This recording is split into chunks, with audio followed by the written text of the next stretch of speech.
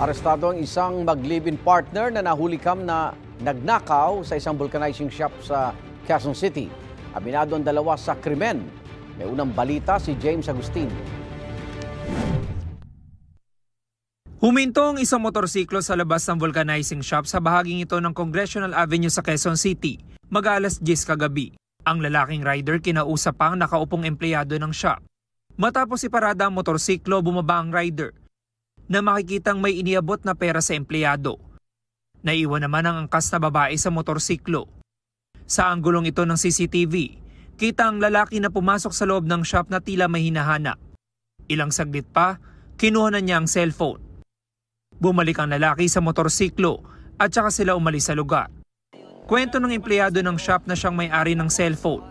Nagpanggap na customer ang lalaki na nagsabi magpapapalit daw ng gulong ng motorsiklo.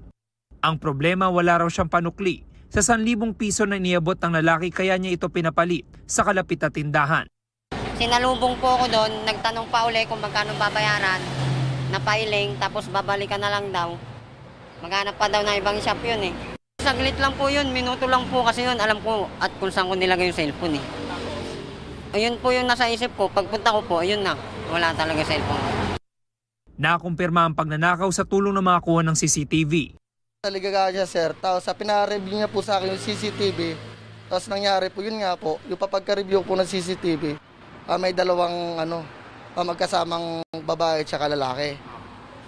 Tapos yun na, kinuha niya po yung cellphone ng bata ko. Ipinost na may-ari ng shop ang insidente sa social media. Makalipas lang ang isang oras, namataan ng mga otoridad ang mga salari na bumibili ng pagkain sa Barangay Bagbag sa Novaliches. Nabawi sa kanila ang cellphone ng biktima.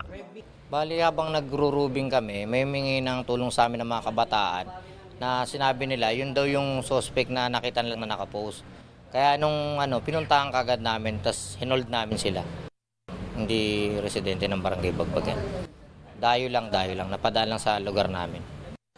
Inaresto ang 27 anyos sa lalaking rider at kasabwat umano niyang 29 anyos na kanyang live-in partner.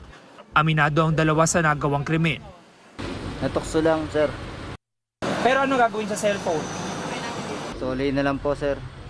Sorry po, hindi na namin po mauulit. Mula sa Novaliches, itinurn over ang mga suspect sa Holy Spirit Police Station na nakakasakop sa pinangyarihan ng pagnanakaw. Maharap ang dalawa sa reklamong theft. Ito ang unang balita. James Agustin para sa GMA Integrated News.